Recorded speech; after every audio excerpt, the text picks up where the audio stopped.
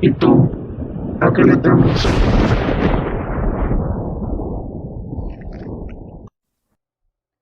Imitaron su voz.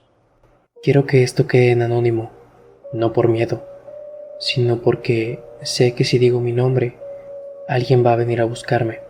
Fui parte del ejército durante 9 años, zona sur del país, de México, selva cerrada, operaciones de reconocimiento y control territorial. Nos mandaron a una misión que a papel era rutinaria, ubicar un campamento ilegal en una zona marcada como activa. Nada fuera de lo normal. Éramos 7, gente entrenada, gente que hasta se había acostumbrado a ver cosas feas. Pero no esto, no esto. Llegamos al punto cerca de las 4:40 de la tarde. La selva estaba extraña, totalmente silenciosa. No había aves, no había viento, ni siquiera el sonido de nuestras botas parecía rebotar entre las hojas. Uno de los muchachos lo dijo en voz baja. No se escucha nada. Nadie respondió, pero todos lo sentimos. Establecimos perímetro al anochecer. 2 hombres despiertos en todo momento. Yo estaba en el segundo turno, 017. Todo estaba normal, pero algo empezó a sonar. Un silbido, leve, lejano pero claro. No era un animal, o al menos ninguno que nosotros conociéramos. No era viento, porque era repetitivo, como si alguien intentara llamar nuestra atención, sin acercarse. ¿Escuchaste eso?, me dijo Ramírez. Asentí. Sí, silencio. Luego otra vez, más cerca, el mismo silbido, exactamente igual, sin variación. Activamos protocolo, luces bajas, comunicación por señas. Revisamos perímetro, nada, absolutamente nada, pero el sonido seguía ahí, rodeándonos. A las 2 de la madrugada hicimos el conteo. Faltaba uno, Serrano. Nadie lo vio irse, nadie escuchó movimiento. No había huellas, nada. Era como si simplemente hubiera desaparecido. El capitán ordenó búsqueda inmediata, formación cerrada. Avanzamos en línea, lentamente, sin hacer ruido, y entonces lo escuchamos. Capitán. Nos detuvimos en seco. Era la voz de Serrano, como si estuviera a unos metros. Serrano, identifíquese. Ordenó el capitán. Silencio. Luego otra vez. Capitán, estoy aquí. Venía de la derecha. Giramos y nada. Estoy aquí. Ahora de atrás. Nadie se movió. No venía de ningún lugar. Venía de todos lados. Uno de los soldados dio un paso adelante. Serrano y Azal. Grave error. Frente a nosotros, entre los árboles, algo se movió. La linterna lo alcanzó por un segundo y lo vimos. No era Serrano, pero estaba hecho con partes de él. La altura, incorrecta. Los brazos, demasiado largos, grises. La cabeza ligeramente inclinada, como si no entendiera cómo sostenerla. Su cara no tenía expresión, pero la piel era como si se moviera, como si intentara acomodarse, como si estuviera aprendiendo. Y entonces habló. No se vayan. Con la voz de Serrano, perfecta, pero ahora demasiado perfecta, sin respiración. Un soldado por el miedo lanzó un tiro y retrocedió lentamente, sin darle la espalda. Pero esa cosa ni se inmutó por el tiro. La cosa no siguió, no avanzó, no corrió. Aparecía en un árbol, en otro, más cerca, aún más cerca. Mi teniente. Ahora, con otra voz. La de Ramírez, que estaba justo a mi lado. Lo volteé a ver, estaba pálido. Yo no fui, susurró, y entonces la cosa hizo algo que nunca voy a olvidar. Se detuvo, nos miró a todos, uno por uno, y habló con nuestras voces, todas al mismo tiempo, en coro perfecto. Ya los tengo. Y no solo a ustedes, a sus familias, a todos sus seres queridos. Se me cayó el arma. Lo admito, se me cayó. El capitán gritó: ¡Retirada! Corrimos, sin formación, sin protocolos. Solo correr. Detrás de nosotros, los pasos no sonaban, pero sabíamos que venía detrás, porque seguíamos escuchando nuestras voces, hasta las voces de nuestros familiares, cada vez más cerca. Llegamos al punto de extracción sin saber cómo. Los helicópteros ya estaban ahí, esperándonos. Eso no era normal. Nos subieron sin preguntar, sin revisión, sin reporte. Solo uno de los pilotos dijo: no miren atrás, ya vámonos. Yo miré por error. Entre los árboles, ahí estaba, de pie, inmóvil, y entonces levantó la mano.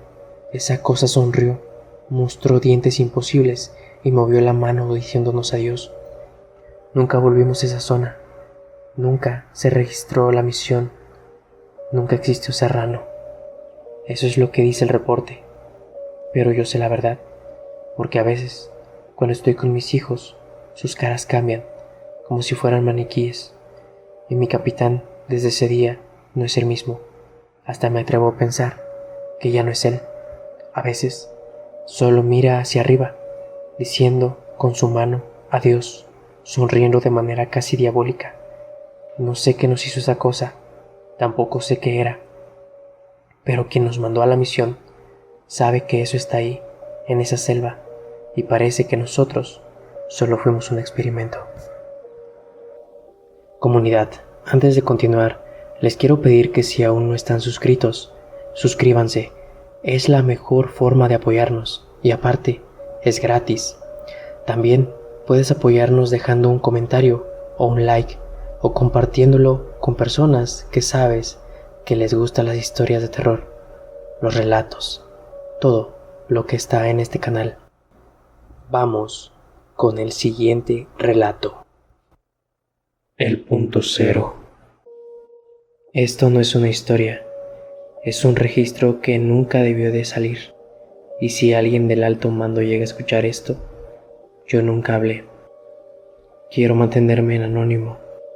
Era año 2013, desierto del norte del país de México. Nos desplegaron por algo que no tenía sentido desde el inicio. No eran mañosos, no era vigilancia, era observación. Nos dieron coordenadas exactas, un punto, en medio de la nada. Literalmente, no había nada, no había caminos, no había poblados, ni actividad registrada. Cuando preguntamos qué íbamos a buscar, el superior solo dijo: van a saberlo cuando lo vean. Éramos 8, equipo completo, visión nocturna, sensores térmicos, drones, todo. Llegamos al punto cerca de las 18:10 horas. Y desde el primer momento, algo estaba mal, algo se sentía mal. El suelo no era arena normal, era liso. Realmente, lo que estoy diciendo, demasiado liso, como si fuera cemento pulido. Parecía que había un círculo aproximadamente de 40 metros. Ni una piedra, ni una huella, ni siquiera nuestras botas dejaban marca clara. Uno de los muchachos bromeó: Parece cancha, ¿no? se rió. Montamos perímetro alrededor del círculo. Órdenes claras, nadie entra al centro. Pasaron horas. Nada, silencio total. Hasta las 02:26 de la madrugada, el sensor térmico se activó. Movimiento en el centro. Todos apuntamos. Nada visible, pero el sensor no fallaba. Había algo ahí.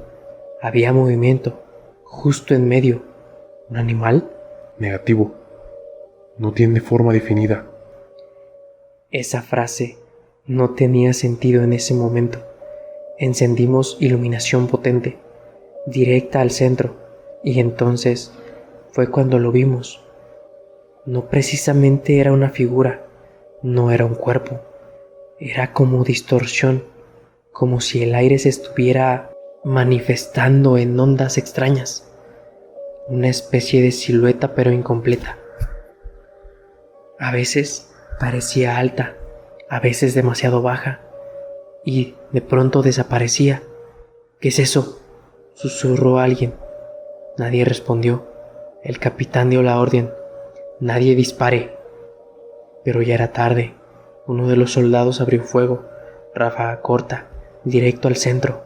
Las balas no impactaron, tampoco rebotaron, no atravesaron. Simplemente las balas desaparecieron, como si nunca hubiera existido ningún tiro. Silencio total. Y entonces la cosa reaccionó.